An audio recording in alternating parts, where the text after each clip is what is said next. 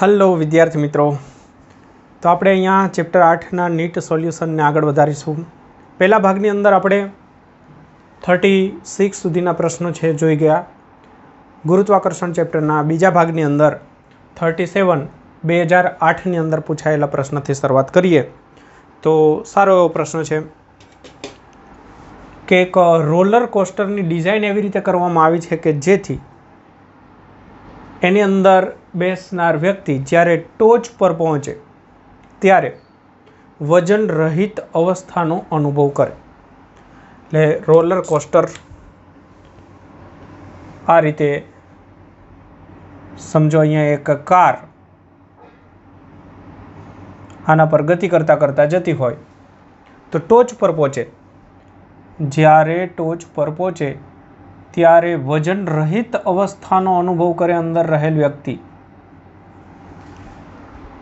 વજન નથી લાગતું એવો અનુભવ કરે. તો ટોચ પર રહેલ વક્રપથની ત્રિજ્યા જો 20 મીટર છે તો રોલર કોસ્ટર પર સરકતી પાલખી કે કાર ટોચ પર હોય ત્યારે એમની ઝડપ જે છે એ કઈ રેન્જમાં હશે? આવો પ્રશ્ન કર્યો છે. તો શું કહેવા માગે છે સમજો કે જ્યારે અહીંયા હોય ત્યારે વજન રહિત અવસ્થાનો અનુભવ ક્યારે કરે? તો કે વજન તો હોય, એમનું વજન તો હોય જ, mg. આ mgને કેન્સલ કરે એવું કોઈ બળ લાગતું હોય તો એ આભાસી બળ લાગશે. વર્તુળાકાર ગતિ થતી હોય, અહીંયાથી વક્ર માર્ગ છે જુઓ, તો કેન્દ્ર તરફ પ્રવેગ હોય એટલું જ આભાસી બળ લાગે ઉપર. એ બળ કેટલું હોય? ma, અને a બરાબર v²/r. તો જ્યારે આ બંને સરખા થઈ જાય ત્યારે એમને લાગે કે એ હવાની અંદર આવી ગયેલ છે. વજન અને આભાસી બળ એ બંને બેલેન્સમાં આવી જાય. તો વજન રહિત અવસ્થા માટે શું કરવાનું છે? બંને બળને સરખાવી દેવાના છે. mv²/r બરાબર mg. બસ એ વખતનો વેગ શોધી કાઢવાનો છે. તો m અને m કેન્સલ, તો v બરાબર થઈ જશે અંડરરૂટની અંદર r ઇન્ટુ g. આરની કિંમત શું કહી છે? 20 મીટર. જીની કિંમત કંઈ નહીં એટલે આપણે 10 લઈ લઈશું. તો 200 એટલે થયું 10. આ 100નું રૂટ નીકાળ્યું 10 √2. તો √2 એટલે 1.41 એટલે 4 એટલે 14.14 મીટર પર સેકન્ડ. આ એમનો આન્સર થયો. તો એ કઈ રેન્જમાં આવે છે? તો 14 થી 15ની વચ્ચે. બરાબર. તો આ થઈ ગયો આન્સર. સિમ્પલ લોજિક શું યાદ રાખશો કે વજન રહિત અવસ્થા માટે વજન બળ અને આભાસી બળ જે લાગે એ બંને સરખા થઈ જશે. બસ તો લખી દો. સારો એવો પ્રશ્ન.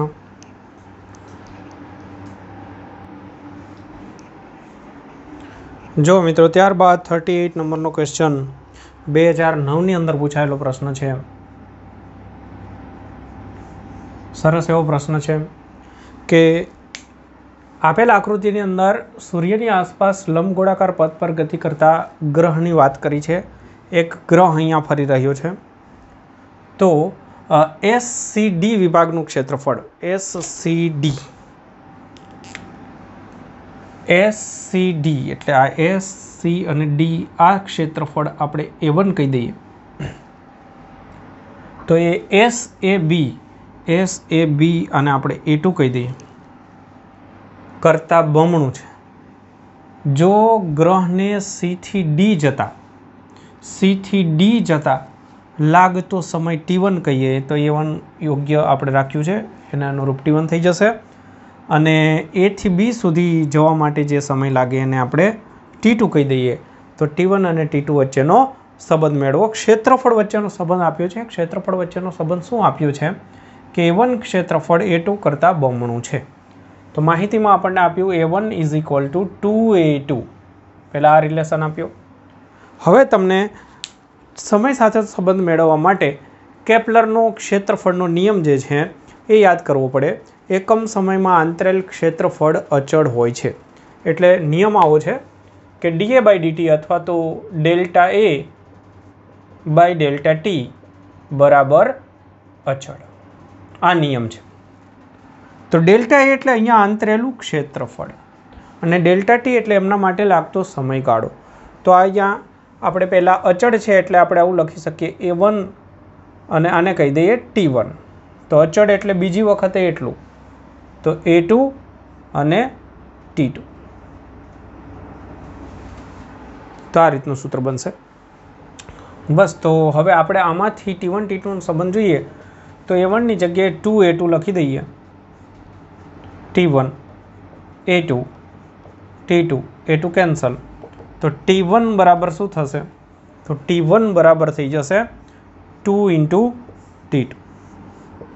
ક્ષેત્રફળ બમણું તો સમય પણ બમણો. બહુ સિમ્પલ વાત. એકમ સમયમાં અંતરેલ ક્ષેત્રફળ સરખું હોય તો અહીંયાના સમય જેટલો જ અહીંયા સમય થયો હોય તો ક્ષેત્રફળ સરખું હોય.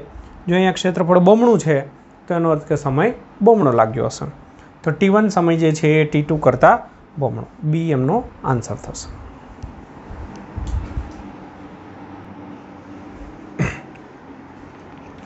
જો ત્યારબાદનો પ્રશ્ન જે છે એ સ્થિતિમાનનો પ્રશ્ન 12થમાં પણ કામ લાગશે.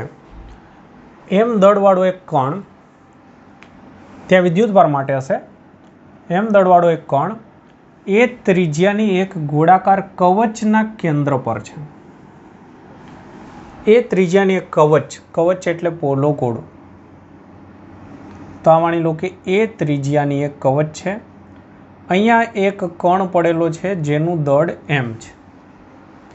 હવે એવું કહ્યું છે કે ગોળાકાર કવચનું દળ પણ m છે. કેમ છે ખબર નહીં, પણ m છે. ઓકે, હવે કવચના કેન્દ્રથી a/2 જેટલા અંતરે, કવચના કેન્દ્રથી a/2 જેટલા અંતરે એટલે કે અહીંયા ક્યાંક ધારી લો, આ P બિંદુ પાસે, કે જેનું અંતર કેન્દ્રથી અંતર O થી અંતર a/2 છે, ત્યાં આગળ ગુરુત્વીય સ્થિતિમાન કેટલું? હવે ગુરુત્વીય સ્થિતિમાન દરેકે દરેક દળના કારણે હોય. P પાસે ગુરુત્વીય સ્થિતિમાન બરાબર કોના કોના કારણે? એક કણના કારણે,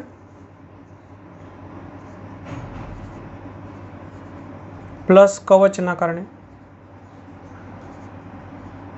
સ્થિતિમાનનું સૂત્ર યાદ આવવું જોઈએ, -Gm/r. બસ સિમ્પલ સૂત્ર છે. સ્થિતિમાનનું સૂત્ર યાદ રાખો. સ્થિતિમાનને આપણે 5 સંજ્ઞા અથવા તો V સંજ્ઞા વડે દર્શાવીએ.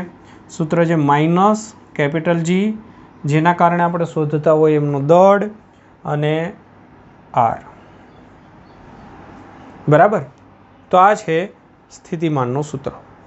તો એમના માટે કણ માટે તો બહુ સહેલું છે કે આ કણના કારણે આ R જેટલા અંતરે રહેલ P બિંદુ પાસે સ્થિતિમાન માટેનું સૂત્ર થાય -Gm/r. સૂત્ર પ્રમાણે ચલો વિચારો, કણના કારણે શું થશે?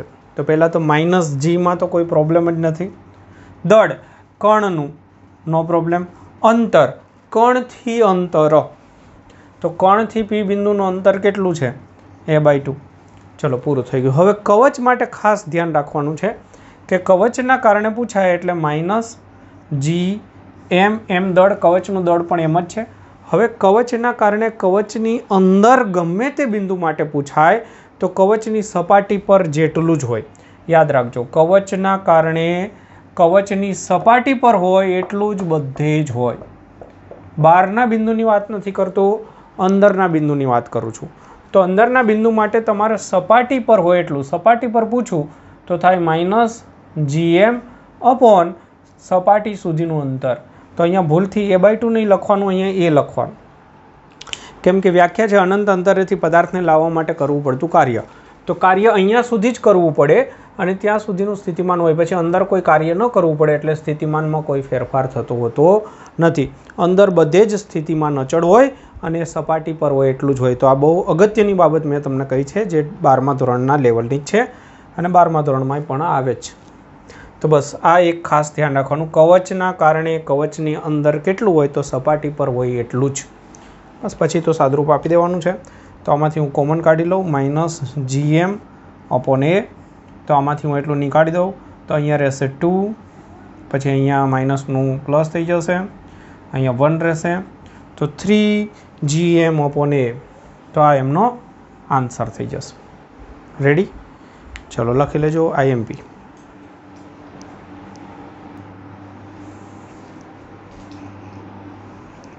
જો ત્યારબાદ 2010ની અંદર પૂછાયેલો પ્રશ્ન,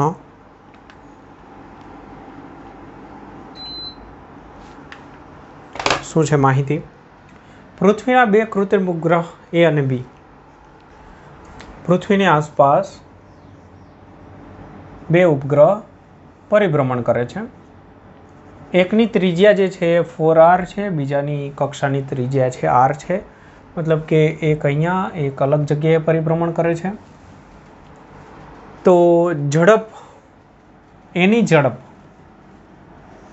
કે જેની ત્રિજ્યા 4r છે તેની ઝડપ 3v હોય તો બીની ઝડપ કેટલી હશે?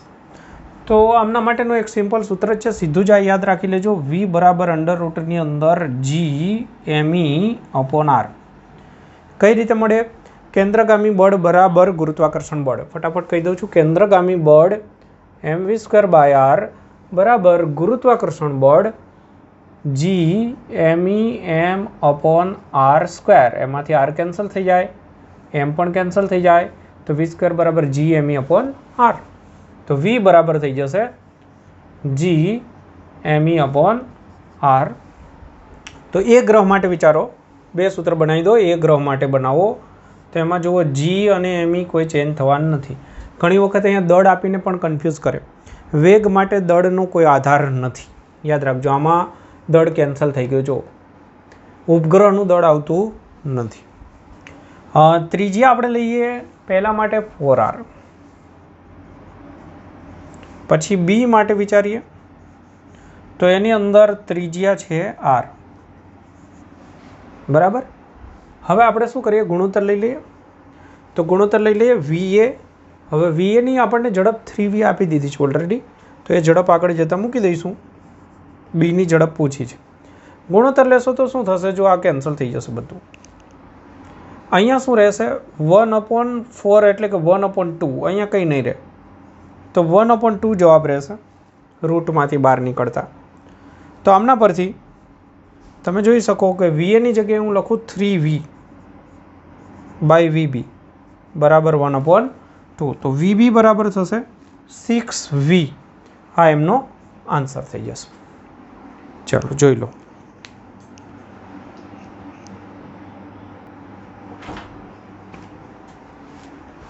જો ત્યાર પછીનો પ્રશ્ન છે 41 નંબર 2010. m દળના ગ્રહની આસપાસ સ્મોલ m દળના ઉપગ્રહને r1 ત્રિજ્યાની કક્ષામાંથી r2 ત્રિજ્યાની કક્ષામાં ફેરવવા આપવી પડતી વધારાની ગતિ ઉર્જા કેટલી? તો જુઓ, r1 ત્રિજ્યાની કક્ષાની અંદર એમની ગતિ ઉર્જા કેટલી હોય એને આપણે k1 કહીએ. તો સૂત્ર છે 1/2 mv².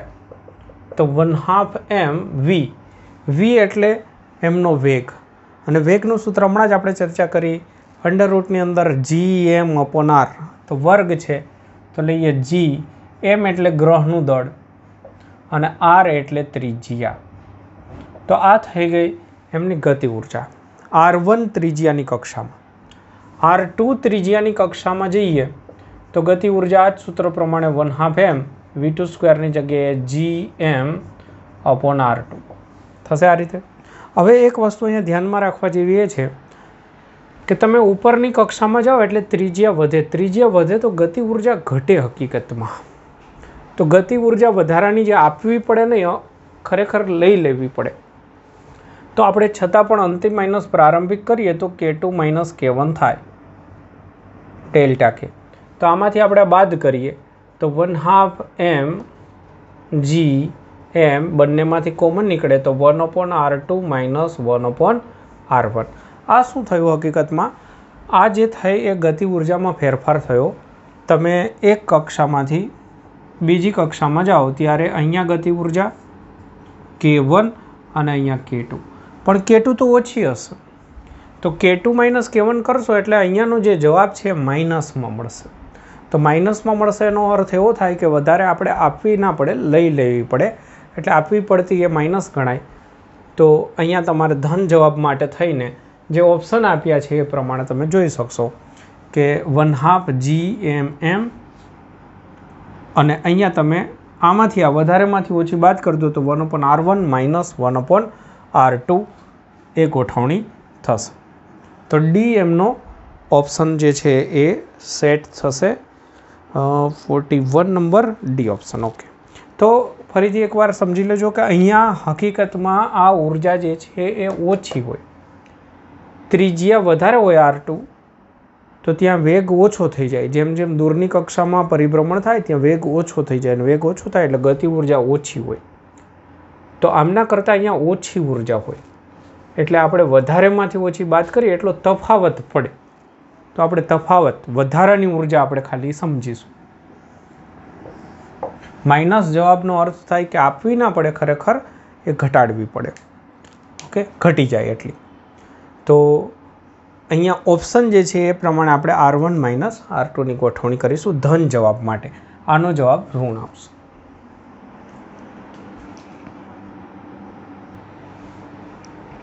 જો ત્યાર પછીનો પ્રશ્ન જે છે એ થિયોરિટિકલ માહિતી જો તમને સમજણ હોય તો આવડી જાય, કોઈ ગણતરી નથી. પૃથ્વીને નિયમિત ઘનતાવાળા R ત્રિજ્યાનો ગોળો વિચારીએ તો પૃથ્વીનો ગુરુત્વ પ્રવેગ G જે છે એનો આધાર કેન્દ્રથી અંતર સુધી હોય છે, કેન્દ્રથી અંતર પર હોય છે. તો એમનો કયો આલેખ યોગ્ય રહેશે? તો એમના માટે તમારે યાદ કરવી પડે થિયરી કે ઊંડાઈ સાથે ફેરફાર અને ઊંચાઈ સાથે ફેરફાર ગુરુત્વ પ્રવેગનો. તો એમના માટે આપણે એ થિયરીની અંદર શીખી ગયા હતા કે ઊંડે તમે જશો તો પણ ગુરુત્વ પ્રવેગ ઘટશે, એટલે કે કેન્દ્રથી પાછા આવશો તો વધશે. અને એ ગુરુત્વ પ્રવેગનો આધાર અંતર પર હોય છે. અને જો તમે બહાર નીકળશો તો ગુરુત્વ પ્રવેગનો આધાર 1/r² પ્રમાણે હોય છે. તો આ સૂત્ર જો તમે યાદ હોય, આટલું ખાલી જાણતા હો તો તમે એનો ગ્રાફ વિચારી શકો કે કેન્દ્ર પર ગુરુત્વ પ્રવેગ કેટલો થશે. તો કેન્દ્ર પર ગુરુત્વ પ્રવેગ r બરાબર 0 કરશો, કેન્દ્રથી અંતર છે r, તો r બરાબર 0 કરશો તો ગુરુત્વ પ્રવેગ 0. પૃથ્વીના કેન્દ્ર પર ગુરુત્વ પ્રવેગ હોતો નથી. તો અહીંયા 0થી શરૂઆત થશે, પ્રમાણમાં શરૂઆત થશે. ક્યાં સુધી વધતો જશે? સપાટી સુધી આવી જાઓ, સપાટી સુધી આવી જાઓ, ગુરુત્વ પ્રવેગ વધતો જશે, અહીંયા મહત્તમ બનશે. પછી સપાટીથી ઉપર જશો તેમ તેમ 1/r², G બરાબર G_m/r² સૂત્ર છે. તો એ પ્રમાણે ઘટશે. આ ચલે છે G, ચલે છે R, અને હવે અહીંયા ઘટાડો થશે, એ થશે G ચલે છે 1/r². તો આ રીતનો કર્વવાળો ગ્રાફ આવશે. તો આ ગ્રાફમાં 4 ગ્રાફમાં વધારે યોગ્ય ગ્રાફ આ આપણને લાગે છે. ચલો, તો આ થિયોરિટિકલ સમજણ પર આધારિત.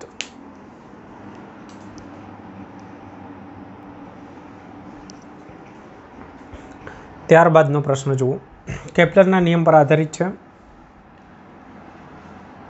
લંબગોળાકાર માર્ગે ગતિ કરતો ઉપગ્રહ જ્યારે સૂર્યની નજીક હોય ત્યારે તેનું સૂર્યથી અંતર R1, નજીક હોય ત્યારે અંતર R1 અને દૂર હોય ત્યારે અંતર R2, અને આ બિંદુઓ આગળ એમના વેગ V1 અને V2, એટલે R1 હોય ત્યાં વેગ V1 અને R2 અંતરે હોય ત્યાં વેગ V2. તો V1 અને V2નો ગુણોત્તર Rના સ્વરૂપમાં કેટલો? તો બહુ સિમ્પલ લોજિક છે કે અહીંયા કોણીય વેગમાનનું સંરક્ષણ થાય. L બરાબર P × R, R cross P, R P, અને સ્પર્શકની દિશામાં વેગ હોય અને R એને લંબ હોય એટલે sin 90, sin 90 એટલે 1 થઈ જશે, એટલે P × R. વર્તુળાકાર ગતિ હોય ત્યારે આ સૂત્ર બને L બરાબર RP, અને એમના બરાબર અચળ કોણીય વેગમાનનું સંરક્ષણ આપણે કહીશું. તો પહેલા બિંદુ પાસે લખીએ તો L1 બરાબર બીજા બિંદુ પાસે L2, P1R1 બરાબર P2R2, બરાબર છે. P1, P એટલે વેગમાન, રેખી વેગમાન, તો M1 V1, અને અહીંયા થશે P2ની જગ્યાએ M2 V2. હવે M1 અને M2 એ તો એક જ ગ્રહના દળ છે, એટલે એમ તો કંઈ બદલાઈ નથી જવાનું, તો એમ કેન્સલ થઈ જશે. તો વેગ વચ્ચેનો સંબંધ મળી ગયો તમને. V1/V2 બરાબર થશે R2/R1. બસ આ એમનો થઈ ગયો આન્સર. બી લખી દો.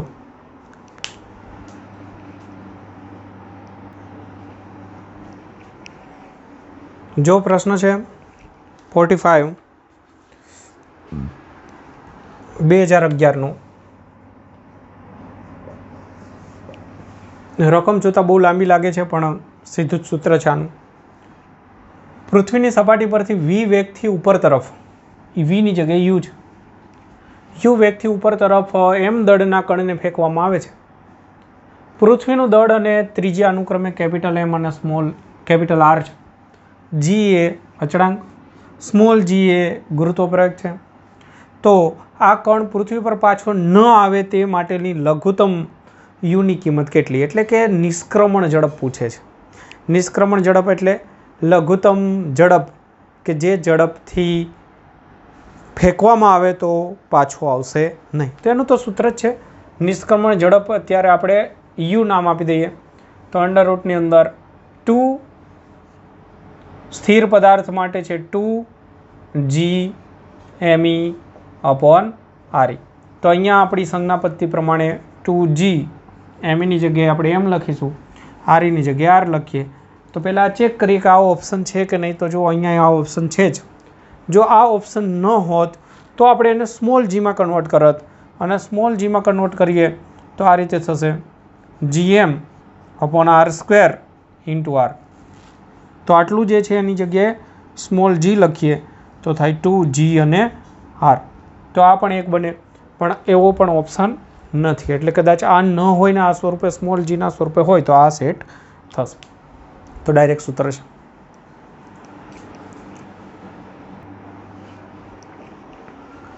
જો મિત્રો ત્યારબાદ સહેલો અને પૂછાતો રહેતો પ્રશ્ન, સારો એવો પ્રશ્ન ગણાશે.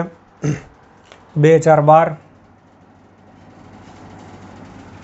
જો પૃથ્વીની સપાટીની નજીક રહીને કક્ષીય ભ્રમણ કરતા ઉપગ્રહ માટે કક્ષીય વેગ અને નિષ્ક્રમણ વેગ વચ્ચેનો સંબંધ. આ એક જાણીતો સૂત્ર જ છે. કક્ષીય વેગ એટલે કક્ષામાં વેગ. એ કઈ રીતે મેળવાય? mv²/r બરાબર ગુરુત્વાકર્ષણ બળ. અને એમના માટેનું સૂત્ર મળે કક્ષીય વેગ. યાદ રાખજો, બંનેમાં તફાવત છે. કક્ષીય વેગ બરાબર સૂત્ર થાય અંડર રૂટની અંદર gme/RE. આ સૂત્ર છે. mv²/r બરાબર gm1m2/r² પરથી મળી જાય. અને નિષ્ક્રમણ વેગ, તો એ નિષ્ક્રમણ વેગ માટેનું સૂત્ર છે સીધું જ સ્થિર પદાર્થ માટે નિષ્ક્રમણ વેગ v બરાબર આવે અંડર રૂટની અંદર 2gme/RE. તો આ બંને સૂત્ર યાદ રાખવા. આ સ્થિર પદાર્થ માટે છે, યાદ રાખજો. વર્તુળાકાર ગતિ કરતા ઉપગ્રહ માટે નથી, આ સ્થિર પદાર્થ માટે છે. તો આ બંને વચ્ચેનો સંબંધ શું થયો? તો સંબંધ બહુ સારો થયો. આમાંથી 2 બહાર નીકાળી દો તો તમે જોઈ શકો છો કે v બરાબર 2 આપણે રૂટની અંદર બહાર નીકાળીએ, રૂટ સાથે જ બાકીનું રૂટની અંદર 2 ભાગ કરીએ તો કોઈને કંઈ વાંધો ન હોવો જોઈએ. તો તમે જોઈ શકો કે આવો ભાગ એટલા માટે કર્યો કે આની જગ્યાએ તમે કક્ષીય ઝડપ લખી શકશો. બસ. તો આવો એક ઓપ્શન આપણે વિચારીએ તો એ ઓપ્શન થશે ડી. રેડી? તો જો મસ્ત દાખલાઓ છે બાળકો, મજા આવ્યા. આ ચેપ્ટરના દાખલાઓ તમે જુઓ કે મસ્ત એવા દાખલાઓ, કોઈ ખાસ પ્રકારના કન્ફ્યુઝનવાળા દાખલાઓ નથી. 10માંથી એકાદ દાખલો બસ માંડ એવો મળે, બાકી સૂત્ર તમે જાણો છો અને થોડીક એમની સમજણ છે તો મસ્ત રીતે દાખલા ગણી શકો છો. તો આમનો પૂરો લાભ લઈ શકો અને સાથે સાથે 12મા ધોરણમાં પણ બધું કામ લાગે એવું છે. જો મિત્રો ત્યારબાદનો પ્રશ્ન ઘણો સહેલો.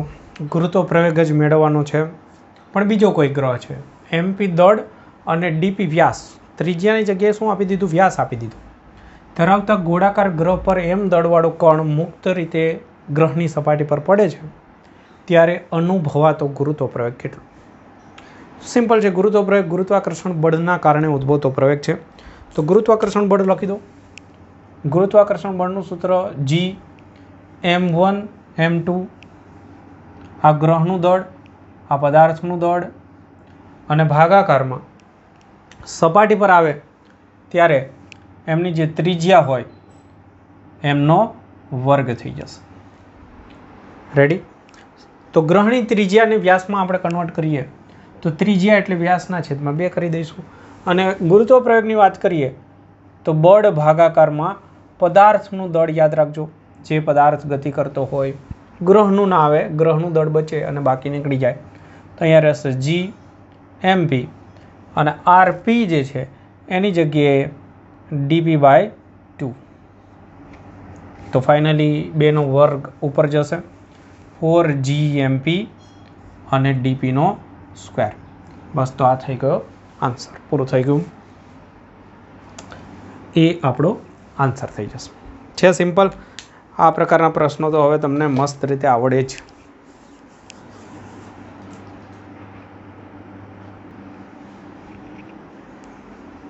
જો ત્યાર પછીનો પ્રશ્ન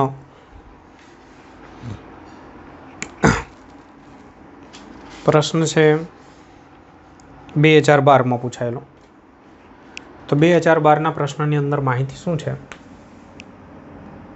વાંચો. પૃથ્વીની સપાટીથી 5r જેટલી ઊંચાઈએ એક ભૂસ્થિર ઉપગ્રહ છે. ભૂસ્થિર ઉપગ્રહ હોય એટલે તમને ખબર છે કે એનો આવર્તકાળ કેટલો હોય? 24 કલાક. r એ પૃથ્વીની ત્રિજ્યા છે. તો પૃથ્વીની સપાટીથી 2r જેટલી ઊંચાઈએ ભ્રમણ કરતો એક બીજો ઉપગ્રહ હોય તો એમનો આવર્તકાળ કેટલો હોય? અહીંયા સમજો કે પહેલો ઉપગ્રહ જે છે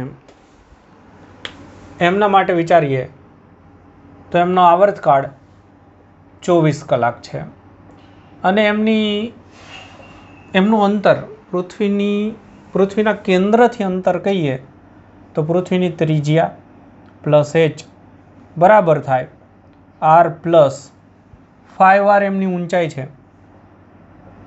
એટલે કે 6r જેટલી ત્રિજ્યાથી કેન્દ્રથી અંતરે આવેલો ઉપગ્રહ. બીજો ઉપગ્રહ જે છે એની ઊંચાઈ આપી છે 2r. તો કેન્દ્રથી અંતર થશે r પ્લસ 2r એટલે 3r. તો બીજા માટે વાત કરીએ તો એમનો આવર્તકાળ શોધવાનો છે અને એમનું અંતર જે છે એ થશે r પ્લસ 2r એટલે કે 3r. તો આવર્તકાળ અને કેન્દ્રથી અંતર એટલે કે કક્ષાની ત્રિજ્યા વચ્ચેનો સંબંધ તો કેપ્લરનો નિયમ છે જ. તો હવે કેપ્લરના નિયમનો ઉપયોગ કરીશું. t² ચલે છે r ઘન. આમના પરથી આગળ વધીએ તો T2/T1 બરાબર R2/R1 3/2 3 રૂટ નીકાળીશું તો 3/2. ચલો, તો હવે આની અંદર સાદરૂપ આપતા જવાનું છે. T2 આપણે શોધવાનું છે. T1ની જગ્યાએ 24 એમનો વર્ગ. ઓકે. ત્યારબાદ આપણે વાત કરીએ તો R2 બરાબર 3R, R1 બરાબર 6R નો ઘન. તો R કેન્સલ. અહીંયા રહેશે 1/2 નો ઘન. 1/2 નો ઘન એટલે કે 1/8. 2 2 4 2 8. આ શું થયું? વર્ગ. તો T2 નો વર્ગ બરાબર આને આ બાજુ લઈ જાઓ તો 24 નો વર્ગ ભાગાકારમાં 8. T2 નો વર્ગ છેદમાં 24 નો વર્ગ બરાબર 1/8. તો આને થોડું આપણે આગળ વધારીએ કેમ કે આપણે તો T2 જોઈએ છે. તો T2 તો બે બાજુ રૂટ નીકાળું તો અહીંયા 24 થઈ જશે અને અહીંયા થશે √8. તો હવે અહીંયા જે છે ઓપ્શન એ પ્રમાણે આ બેમાંથી એક હોય એવું લાગી રહ્યું છે. તો 24 8 8 એટલે રૂટની અંદર તમે વિચારો તો 4 ગુણાકારમાં 2. તો 4નું રૂટ નીકળશે 2 તો 2√2. તો થશે અહીંયા 24 એટલે 12 2 24 ભાગાકારમાં √2. તો આવો ઓપ્શન નથી. તો આવો ઓપ્શન થશે કારણ કે 12 એટલે 6 ગુણાકારમાં 2 અને 2 ને √2 × √2 એ રીતે કરી શકો અને એક રૂટ કેન્સલ કરો તો 6√2. આ એમનો થશે આન્સર. તો જોઈ લો, મસ્ત એવા પ્રશ્ન છે. પ્રશ્ન કેટલા મજા આવ્યા છે. આની અંદર કશું કંઈ યાદ નથી રાખવાનું થતું. થોડીક જો થિયરીની અંદર સમજણ હોય, સૂત્ર યાદ હોય તો આરામથી તમે થોડીક પ્રેક્ટિસના અંતે આવા પ્રશ્નોને કાયમી માટે યાદ રાખી શકો છો. તો આમનો પૂરો લાભ લેવાનો છે આ ચેપ્ટરનો. तो जो अहींया 49 जे छे एनी अंदर 2012 ની અંદર પૂછાયેલો જ પ્રશ્ન છે અને એમાં શું કહ્યું છે પાતળા ગોળાકાર આર ત્રિજ્યાનું એક કવચ છે. તો કવચના લીધે અંદર આર અંતર આર સાથે કણ પર ગુરુત્વાકર્ષી ક્ષેત્રના લીધે લાગતા બળના ફેરફારનો સાચો આલેખ. આર એ કેન્દ્રથી અંતર છે. તો શું કહેવા માગે છે કે કવચ છે, ગોળો નથી, નક્કર ગોળો નથી, ખાસ ધ્યાન રાખજો. કવચ છે, એમના અંદર એક કણ છે. એ કણ પર લાગતું ગુરુત્વાકર્ષણ બળ કેટલું? કેન્દ્રથી શરૂઆત કરો, કણને અહીંયા લેતા જાઓ, દૂર લેતા જાઓ, તો કોઈ પણ જગ્યાએ ગુરુત્વાકર્ષણ બળ કેટલું હશે? તો તમારે યાદ રાખવાનું છે કવચની અંદર ગુરુત્વાકર્ષી ક્ષેત્ર જ નથી હોતું. ગુરુત્વાકર્ષી ક્ષેત્રના લીધે એટલે કે ગુરુત્વાકર્ષણ બળ હોતું જ નથી. અંદરના વિસ્તારમાં કોઈ બળ નથી, યાદ રાખજો. સપાટી સુધી કોઈ બળ, સપાટી પર આવશે અને ત્યાંથી બહાર નીકળશે એટલે ત્યાંથી બળ લાગવાનું ચાલુ થઈ જશે. અને એ બળ પણ ગુરુત્વાકર્ષણનો જે નિયમ છે, સાર્વત્રિક નિયમ, એ પ્રમાણે G(m1m2/r² પ્રમાણે ઘટવા લાગશે. તો કયો ગ્રાફ યોગ્ય રહેશે? તો અંદરના વિસ્તારમાં બળ 0. તો અહીંયા તમે જુઓ કે અંદરના વિસ્તારમાં બળ છે એટલે આ ગ્રાફ ખોટો. અહીંયા અંદર અચળ બળ છે તો આ ગ્રાફ પણ ખોટો. આ ગ્રાફ ગુરુત્વીય સ્થિતિમાન પૂછે ને તો સાચો છે. ગુરુત્વીય સ્થિતિમાન જે છે ને એ અંદરના વિસ્તારની અંદર અચળ હોય અને પછી ચેન્જ થાય. તો આને લગતો કંઈક ગ્રાફ આને જેવો મળતો આવે. ત્યારબાદ આ ગ્રાફ તમે જોશો તો આમાં બી અહીંયા સુધી બળ છે એટલે આ બળ હોવાના કારણે આ ગ્રાફ ખોટો પડશે. અહીંયા જુઓ અંદર કોઈ બળ નથી તો આ ગ્રાફ સાચો છે. અંદરના વિસ્તારમાં કોઈ બળ નથી અને જેવા બહાર નીકળશો એટલે સપાટી પર બળ મહત્તમ અને પછી દૂર જશો તો બળ ઘટતું જશે. હા, જો કવચની જગ્યાએ ગોળો હોત, નક્કર ગોળો હોત તો આ ગ્રાફ આવત. અંદરના વિસ્તારમાં પણ બળ લાગતું હોત. તો આ માહિતી પર આધારિત છે, થિયોરિટિકલ નોલેજ પર આધારિત.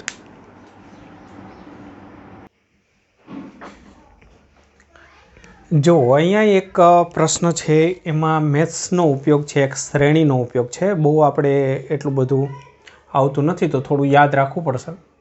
તો જુઓ, એક અક્ષ પર 2 કિલોગ્રામ દળના અનંત પદાર્થો તમારી પાસે પડેલા છે અને કેવી રીતે ગોઠવ્યા છે?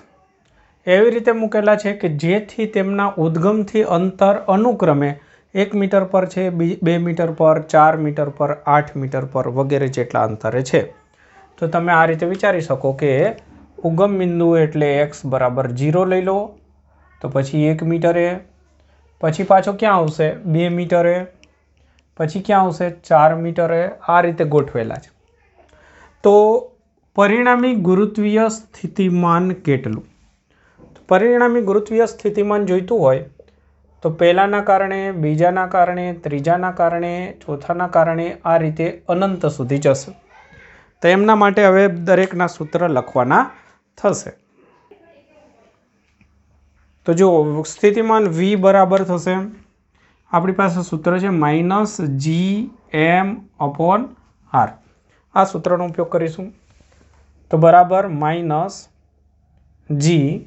-Gm એટલે દળ 2 કિલોગ્રામ, તો એ થશે બધા માટે 2. આ બધું આટલું કોમન નીકળી જશે. તો પહેલામાં શું રહેશે 1/r1. r1ની કિંમત શું થશે તો 1. પછી બીજામાં શું રહેશે r2. તો r2ની કિંમત થશે 2. પછી 4, પછી 8. આ રીતે ચાલશે. તો શું કર્યું મેં? આ સૂત્રનો ઉપયોગ કર્યો. દરેકે દરેક માટે આ સૂત્ર વાપર્યું. પહેલા માટે વિચાર્યું તો અહીંયા r1, G અને M દળ બધાના સરખા છે. તો -G(m) કોમન નીકાળી લો તો રહેશે 1/r1, પછી 1/r2, 1/r3. ઓકે, તો અહીંયા જે સ્વરૂપ મળે છે એ એક શ્રેણી મળે છે, અનંત શ્રેણી. તો એમના માટે મેથ્સની અંદર એક સૂત્ર છે, એને સમજીએ. તો અહીંયા થશે -2G. હવે આ પ્રકારની શ્રેણી હોય તો એમની અંદર એક સૂત્ર છે A/1 - r. અચ્છા, તો આની અંદર એ શું છે, આર શું છે? તો જ્યાં એ જે છે બરાબર પ્રથમ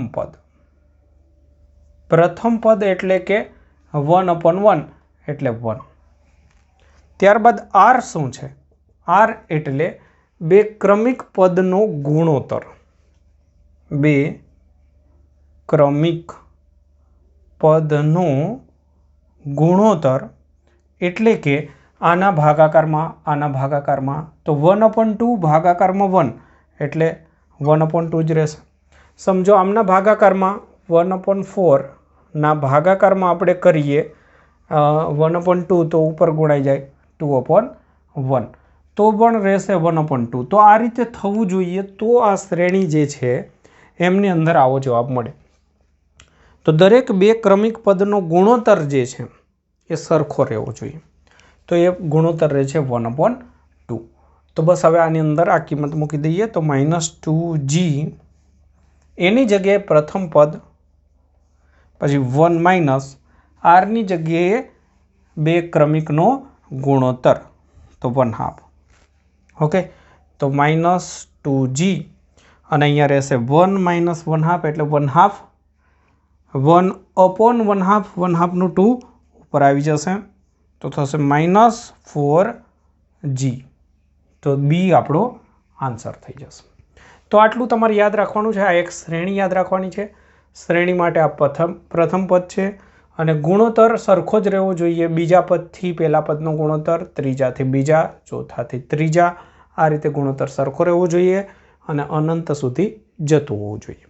ઓકે, ચલો તો આ એક થોડું અલગ પ્રકારનું આવ્યું. તો જુઓ, નવા પ્રશ્નની માહિતી વાંચો. સહેલો પ્રશ્ન છે, આ આપી તમારે યાદ રાખવો પડે એવું નથી. એમ દળ ધરાવતા એક પદાર્થને પૃથ્વીની સપાટીથી પૃથ્વીની ત્રિજ્યા આર થી બમણી ઊંચાઈએ લઈ જતા પદાર્થની સ્થિતિ ઉર્જામાં ફેરફાર. ક્યાંથી ક્યાં લઈ જવાનું છે? સપાટીથી પૃથ્વીની ત્રિજ્યા આર થી બમણી ઊંચાઈએ લઈ જતા સ્થિતિ ઉર્જામાં ફેરફાર. તો સિમ્પલ, સપાટી પર સ્થિતિ ઉર્જા શોધો, આપેલ ઊંચાઈએ સ્થિતિ ઉર્જા શોધો, તફાત લઈ લો. તો સપાટી પર સ્થિતિ ઉર્જાનું સૂત્ર સપાટી પર માઇનસ જી પૃથ્વીનું દળ પદાર્થનું દળ અપોન સપાટી પર હોય તો કેન્દ્રથી અંતર ત્રિજ્યા જેટલું થાય. પૃથ્વીનું દળ મેં એમ ધારી લીધું. ચલો, ત્યારબાદ આપણે આપેલું ઊંચાઈ લઈ જઈએ તો આ બંનેમાં તો કોઈ ફરક નહીં પડે, ખાલી અંતર બદલાશે. કેન્દ્રથી અંતર r પ્લસ h. h બરાબર કેટલું છે? તો ધ્યાનથી અહીંયા વાંચજો, r થી બમણી ઊંચાઈ એટલે h બરાબર 2r છે. તો કેન્દ્રથી અંતર થશે 3r. બસ પૂરું થઈ ગયું. સ્થિતિ ઉર્જાનો ફેરફાર થશે u2 u1. આમાંથી આપણે બાદ કરીશું તો કોમન શું નીકાળીશું? -gmm/r. તો આમાં શું રહે? 1/3 માઇનસ નહીં પ્લસ થઈ જશે. અચ્છા, બાદ બાકી કરીશું તો અહીંયા શું થશે? માઇનસ કોમન નીકાળીએ બંનેમાંથી અને પછી માઇનસની નિશાની એટલે અહીંયા માઇનસ રહેશે.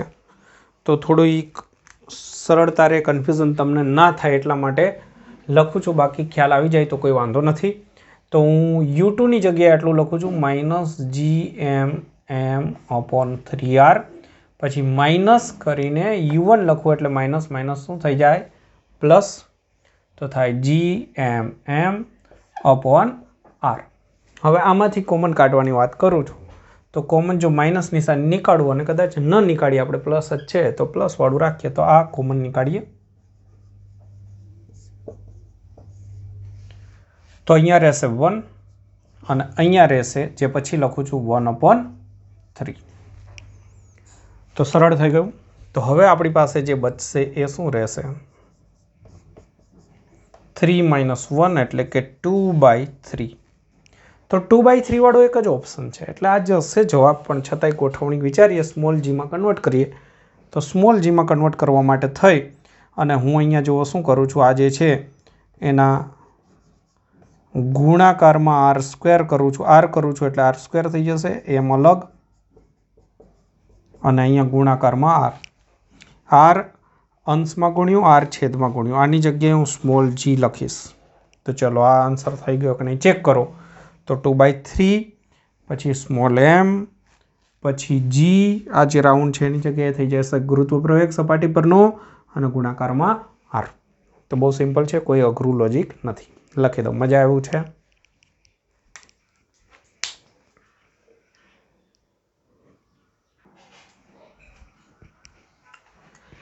ઓકે, તો મિત્રો આપણે આ ભાગની અંદર અહીંયા સુધી પ્રશ્ન રાખીશું. બીજા બધા જે પ્રશ્નો બાકીના છે નેક્સ્ટ વિડીયોની અંદર આગળ વધારીશું. તો ચેપ્ટરની અંદર મજા આવી રહી હશે, કેમ કે આમાં કોઈ એટલા વિચિત્ર અઘરા પ્રશ્નો નથી. તો ચેપ્ટરને બહુ સારી રીતે તૈયાર કરજો, કારણ કે આ પ્રકારના પ્રશ્નો 12મા ધોરણની અંદર પણ વિદ્યુતના ચેપ્ટરો જે છે એમને અંદર કામ લાગે છે. તો સૂત્ર લગભગ નજીકના છે, આ ચેપ્ટરના સૂત્ર અને 12મા ધોરણના સૂત્ર. તો થોડીક પ્રેક્ટિસ કરેલી રાખી હશે તો ત્યાં આગળ ઝડપથી તમને સમજણ પડી જશે. તો થોડીક મહેનત એટલા માટે કરી લેવી કે આ ચેપ્ટરનું તો આમાં કામ લાગશે જ, સાથે 12મા ધોરણમાંય કામ લાગશે. સાથે કોઈ એવા અઘરા પ્રશ્ન નથી, માપના એવરેજ પ્રશ્ન છે, બધા જ કરી શકે તૈયાર સારી રીતે એ પ્રકારના છે. ચાલો, તો નેક્સ્ટ બાકીના પ્રશ્નો જે છે એ આપણે નવા વિડીયોની અંદર આગળ વધારીશું.